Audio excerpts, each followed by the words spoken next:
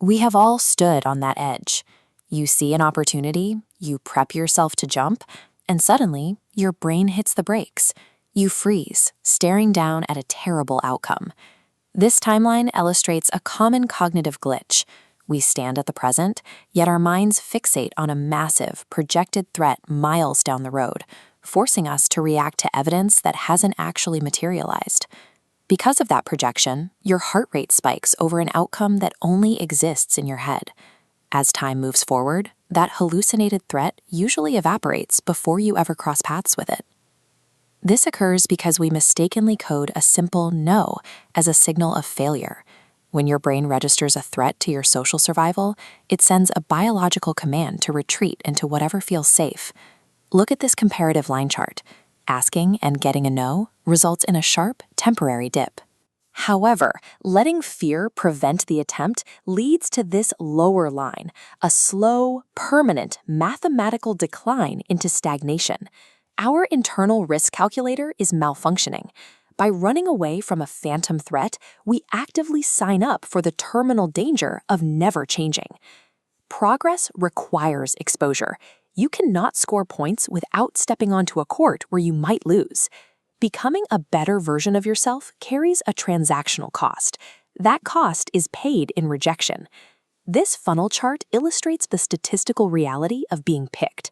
A massive volume of initial attempts goes in at the top, and almost all of them are filtered out.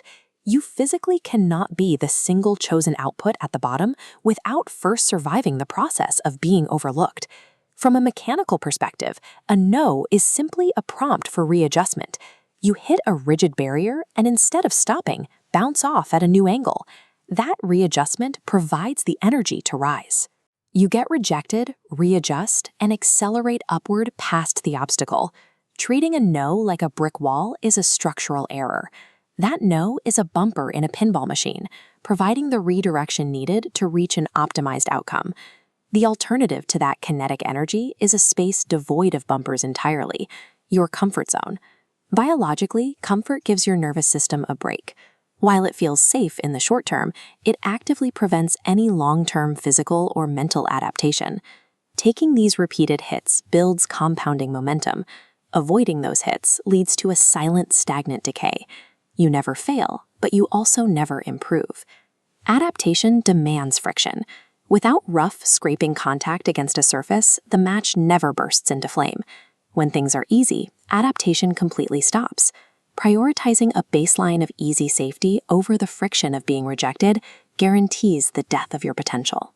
That makes the comfort zone the most dangerous place you can reside. You don't eliminate the fear of rejection by shrinking your goals until they feel completely safe. Conquering this requires an active audit of your personal risk assessments. You have to consciously choose logic over the biological panic happening in your chest.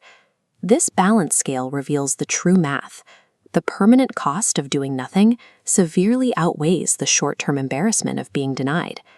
That rejected stamp is empirical, undeniable proof that you possessed the courage to try. The process of growth begins the exact second you find the courage to show up, regardless of the hallucinations of failure in